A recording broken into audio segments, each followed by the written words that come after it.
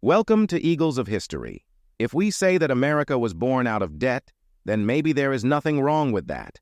Actually, in 1775-1783, the Revolutionary Wars, which resulted in America's independence from Britain, these wars were fought only out of debt. At that time, the central bank or financial system was not of America, nor any tax collection mechanism had come into existence. The U.S. Finance Department, which is called the Treasury Department, came into existence in 1781 during this war. At that time, the bankers of the Netherlands, the government of France, and the local business owners of the Netherlands had borrowed from the American founders. Because the British were struggling to gain freedom from the British, there was no tax collection system. And this war started against the British's illegal taxes. So it was not wise to collect taxes from the American people to fight this war. This also caused the people to lose their support. At the end of this war in 1783, the U.S. loan was $43 million. In 1812, the war between the United States and America once again took place. In fact, the British were against the expansion of America. Native Americans were forced to live in the United States, and the war was fought on maritime rights. The U.S. government loan was $45 million, which reached $119 million at the end of the war in 1816. In the 1830s, during the reign of American President Andrew Jackson, America finally paid off all its debts. In America's 2,800-year history, this was the only time when there was no debt on the American government. President Jackson sold the land of Western American states and stopped the expenses on infrastructure. Remember that in 1803, America had the largest real estate in human history and bought a 3 times larger amount of land from the French government, which was 21.5 million Maraba kilometers. The American government sold the settlers at a very low price, and the American debt was also responsible for the sale of the land between 1846 and 1848. America fought another war against Mexico, which resulted in 8 states, including California and Texas, being part of the United States of America today. In this war, the American fleet increased by approximately 70,000 square kilometers, and as a result, the American debt also increased once again. Before the American Civil War began in 1860, the American debt reached up to $65 million. During the Civil War, the American debt increased extremely rapidly from 1860 to 1866 and reached $2.7 billion. After this, the American debt never decreased by $1.5 billion in history.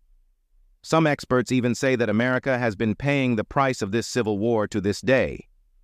Anyway, after this war, American loans were decreasing because of the GDP percentage, because American economy had progressed rapidly after the war. Remember that during this time, America bought Alaska's vast area in 1867, which is twice the size of Pakistan, was also bought from Russia in $7.2 million. After the American Civil War, a short war with Spain took place in 1898, but there was no increase in debt, and until the beginning of the Great War, that is, in 1915, this debt was approximately $3 billion. During the Great War, there was a significant increase in debt, and in 1920, this debt had increased to $26 billion. To deal with the Great Depression of 1930, the government expenses increased, and by the beginning of the Great War, the debt reached $40 billion. Once again, during the Great War, American loans broke records, and by the end of the war, the debt reached $270 billion. According to different estimates, the war cost the U.S. $330 billion, which is now $5,800 billion or $8 trillion. This amount was mostly issued by the U.S. with its own city bonds. After the Great War, the U.S. economy developed rapidly, and the Korean War, which was fought in the 1950s, did not increase in debt. In 1966, the U.S. government started a program called Medicare, which is a program to treat the poor and old citizens. It was an expensive and permanent expense, which still takes a significant part of the U.S. budget. Medicare. Vietnam War increased the American debt.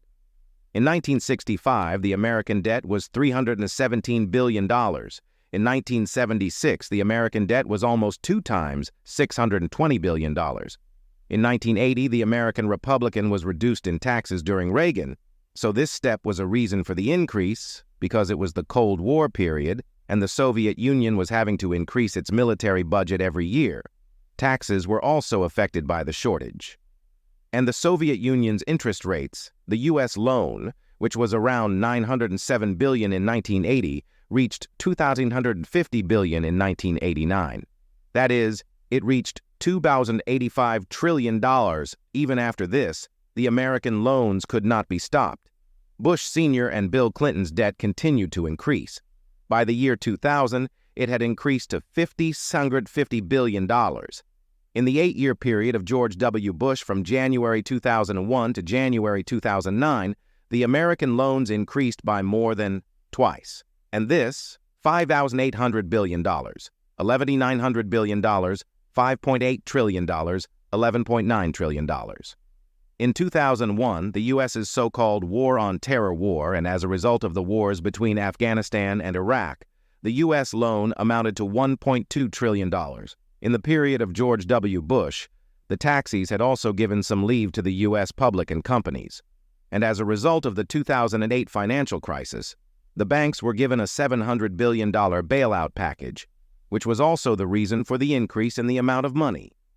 The 8-year period of Barack Obama's administration increased by 70% from January 2009 to January 2017. The total amount of debt increased from $11.9 trillion to $20.2 trillion. To deal with the 2008 financial crisis, the U.S. government had to spend a lot of money in this period. In addition, the government expenses of Social Security were increased during Obama's term, and some reliefs were given in taxes. In the term that ended in January 2021 of Donald Trump, an additional $8 trillion, i.e. $8,000 billion, was added to the American national debt. The biggest burden of this term was the American economy and debts of COVID-19, Trump tax cuts, and the cost of the defense was also a big factor in this. After Donald Trump, Joe Biden's administration has increased the amount of $6 billion in American loans, and at this time, this amount has exceeded $34.5 billion. The big reason for this is the effects of COVID.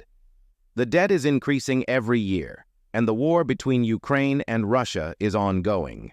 Friends, this is so surprising and interesting that by 1990, when America had won the Cold War and defeated its enemy Soviet Union, had acquired the status of the world's most intelligent superpower without any participation.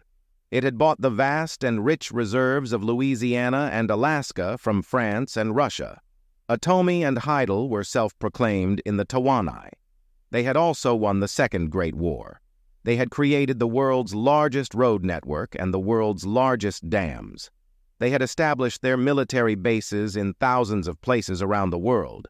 They had fought Vietnam, Korea, and the Revolution Wars. Until then, America's debt was only $3 trillion. But after that, when America did not win any war or any military. Despite all this, this debt has increased from $3 trillion in 1990 to more than 11 times, that is, more than $34 trillion.